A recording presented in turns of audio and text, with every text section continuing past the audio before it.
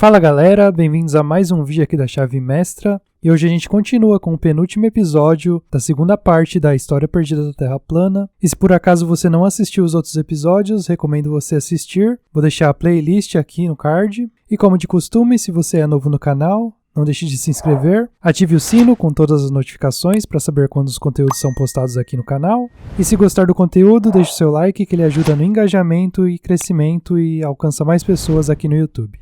A resposta mais simples é que nós temos um criador. Alguém ou algo escreveu o código, escreveu o livro da vida. Está escrito. E não é difícil ver porque muitos terminam alcançando a perspectiva que a realidade, nossa existência e experiência dentro deste reino, é similar a uma simulação de computador. Afinal de contas, nossa própria genética funciona como uma programação e codificação de computador muito sofisticada. E, afinal de contas, a matemática, o mecanismo do nosso reino e a sagrada geometria que sustenta sua energia central está por trás de tudo. Mas uma distinção importante deve ser feita. Uma simulação de computador é feita pelo homem.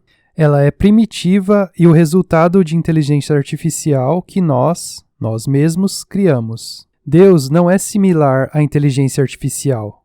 Deus é inteligência autêntica. Não existe uma simples imitação no nosso reino que chegue perto de produzir tal excepcional forma de simulação. E talvez seja esse o porquê deles atacarem Deus e seu livro da vida tão fervorosamente. O inimigo é invejoso e sofre um tipo de complexo de inferioridade.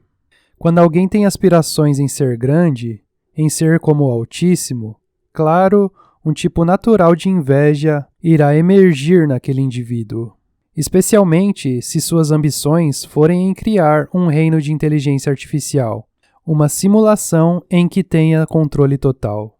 E seu oponente é uma inteligência autêntica do padrão mais sublime. E, se tal indivíduo permite a si mesmo ser consumido por sua inveja, então, com certeza, uma obsessão monomaníaca em destruir e corromper a criação de seu oponente irá emergir dentro dele. E é aqui que o número favorito deles precisa ser discutido. 666, a marca da besta, mesmo em essência, é relacionado à tendência de uma espécie em brincar de Criador, em brincar de Deus. É mais apropriado, na verdade, chamar essa sequência de 6 o código Prometeus. Na antiga mitologia grega, Prometeus é creditado com a criação da humanidade a partir do barro e de desafiar os deuses, roubando o fogo e o dando à humanidade. Durante os estágios de conclusão do Grande Reset, no século XIX, Prometeus foi considerado uma figura que representou a ambição humana, particularmente na busca por conhecimento científico, e o risco de consequências excessivas ou não planejadas. Em particular, ele era considerado a personificação do gênio solitário de quem os esforços em melhorar a existência humana poderiam somente resultar em tragédia. Em algum nível ou outro, tudo na existência cria. Todas as espécies procriam. Nós somos seres criados, produzindo expressões artísticas e interpretações de nossa experiência da realidade. Nós criamos casas, jardins, transportes, comércios e mais. E, talvez, esse seja o real significado da frase Deus fez o homem em sua imagem. Nós devemos criar e nos deleitar com a alegria e a dor frequentemente paradoxais de tal ato, mas somente dentro do perímetro da sequência ordenada de Deus. Quando transgredimos essa sequência ordenada, as coisas começam a se tornar problemáticas e geralmente terminam com sofrimento trágico. Ações têm consequências. Se a criação de Deus se desenvolveu e foi terminada com o número 7, no sétimo dia, então 6 fica aquém de 1. Está incompleto. É um número, não necessariamente de um homem específico, mas da humanidade em si. Das tentativas do homem de brincar de Deus, mas falhando. De não possuir a conclusão divina e final de 7. E isso está bem lá no capítulo 6 de Gênesis. O capítulo 6 de Gênesis conta sobre o desprazer de Deus com o estado da humanidade, da disposição da humanidade em corromper sua genética, sob a liderança dos híbridos Nephilim. Tematicamente, o capítulo 6 é todo sobre a tensão entre a criação ordenada natural e um tipo de criação prometeica. O capítulo tem 22 versos. Dentro de 22, existem apenas 2 versos que nos fornecem com a soma de 6, especificamente o verso 6 e o verso 15. Em ambos estes versos, o foco está no ato da criação em si. No verso 6, lamenta o Senhor que ele tenha criado o homem sobre a terra, por causa da natureza prometeica inata do homem. E o verso 15 detalha a criação da Arca de Noé em si. E, interessantemente, o dilúvio foi mandado quando Matusalém morreu com a idade de 969. Novamente, está bem aí no número. Os 2 noves são 6 invertidos. A inversão aqui rompe o código Prometeus de 666. Foi o dilúvio que rompeu e inverteu o estado prometeico da humanidade. O código Prometeus sinaliza uma aspiração em subverter e perverter a ordem da criação natural de Deus. Ele subsequentemente se tornou associado ao demônio, mas sua real sinalização é satânica.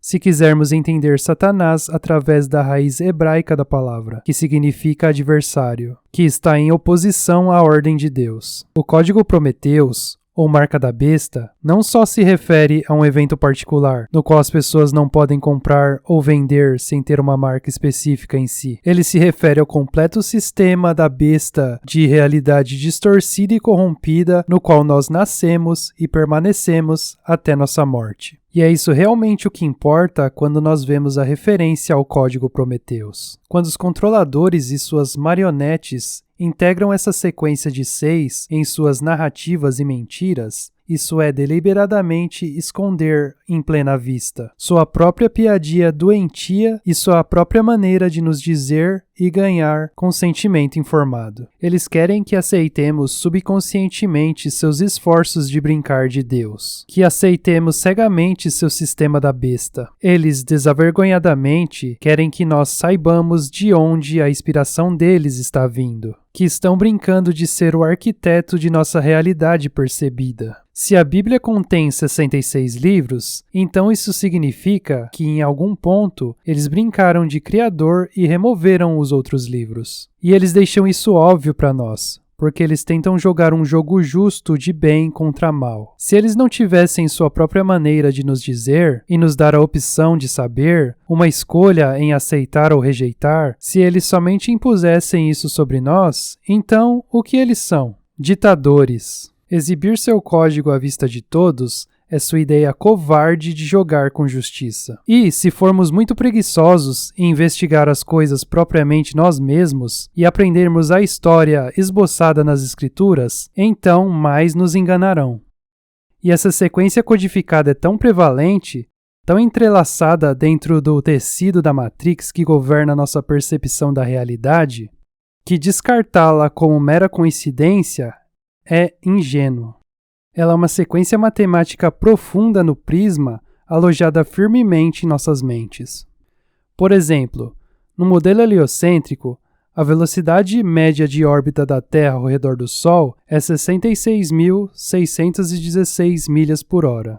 A inclinação axial da Terra é medida em 23,4 graus, o que nos deixa com um remanescente de 66,6 graus. Os círculos Ártico e Antártico são localizados em 66 graus norte e sul do Equador, respectivamente. O mercúrio foi classificado como o 66º metal mais abundante na Terra. O carbono tem um número atômico de 6, e o carbono 12 tem 6 elétrons, 6 prótons e 6 nêutrons. Existem 60 segundos em 1 minuto, 60 minutos em 1 hora, e 24 horas em um dia. 2 mais 4 é 6. As linhas de latitude dos trópicos estão flutuando a uma taxa de 15 metros por ano. Nessa taxa, leva 66,6 anos para mover 1 quilômetro na Terra. E, caso você não tenha notado, uma era astronômica ou precessional, que tem sido estimada em 2.160 anos, é o produto de 6 vezes 6 vezes 60. Sim, está correto. Por favor, me perdoe, espectador, mas eu tenho que contar a história dessa maneira. Eu introduzi um modelo bem básico do nosso reino com agradecimentos ao Sturgius.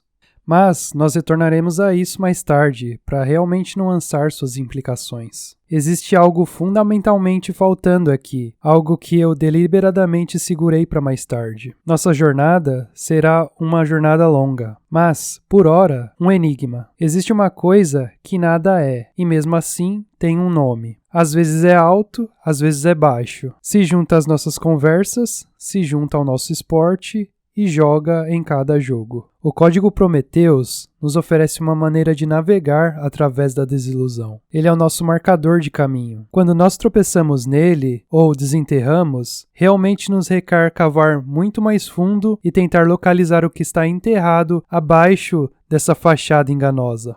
Isto significa que eles estão brincando de Deus. Se estão nos enganando a respeito de um aspecto fundamental de nossa realidade, criação, ou um aspecto integral a ambos. E uma questão permanece. Pode o Código Prometheus nos levar a um melhor entendimento de como a corrupção da genética na era antediluviana e a vasta dicotomia entre as diferenças biológicas entre vida humana naquela era e no nosso tempo presente?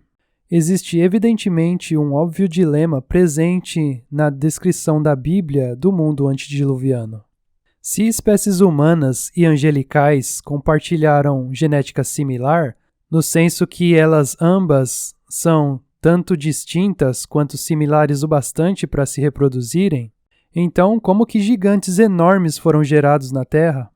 Não é possível para uma mulher humana, como a conhecemos, produzir seres gigantes. No Hadith islâmico, é afirmado que Deus criou Adão, o fazendo com 60 cúbitos de altura. Esse número, de novo. Isso é interessante porque a Bíblia admite referência à altura de Adão, Eva e aqueles que se seguiram. Se Adão tinha 60 cúbitos de altura, então isso faria Adão ter pelo menos 90 pés de altura. E, se nós alinharmos o Hadith com a Bíblia, então a referência à altura de Adão, de 60 cúbitos, revela a enganação. Eles devem ter redigido essa informação da Bíblia. Seja 60 cúbitos de altura ou outra coisa, os humanos do passado antediluviano, representados nas Escrituras, foram geralmente muito mais altos do que nós. E a Bíblia nos diz que os patriarcas antediluvianos viveram vidas muito mais longas. Noé tinha 950 anos quando ele morreu. Matusalém tinha 969. E com essa informação em mente, então os versos conclusivos do capítulo 5 do apócrifo segundo Esdras fazem sentido. Pergunte a uma mulher que pariu filhos e ela deverá te dizer. Diga, por que são os que agora geraste como os de antes, mas menores em estatura? E ela deverá te responder. Os que nascem na força da juventude são de um mesmo modelo, e os que nascem da idade avançada, quando o ventre enfraquece, são diferentes.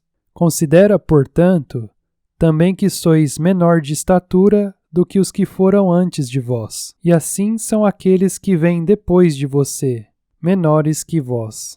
E como a passagem deixa claro, aqueles concebidos no início da juventude, no auge da fertilidade, tendem a nascer e crescer para ter uma estatura mais alta porque o útero não está enfraquecendo. Se humanos em geral tiveram vidas úteis muito mais longas na era antediluviana, então o período de tempo da juventude da mulher, ou fertilidade, teria sido muito mais longa. Com as implicações da altura de Adão em mente, isso começa a fazer um pouco mais de sentido. Todas as espécies no mundo antediluviano foram geralmente muito maiores, e as crias híbridas Nephilim foram as mais altas de todas. Antes do dilúvio ser mandado, Deus disse, nem sempre o meu espírito lutará com o homem, porque ele também é carne. Contudo, os seus dias serão 120 anos. Antes do dilúvio, os humanos viviam tremendas quantidades de vida útil. Mas, depois dele, isso diminuiu para 120 anos e continuou a diminuir. Algo mudou na atmosfera da Terra, o que significou que humanos não viveriam tanto ou cresceriam tão alto. Mas o que mudou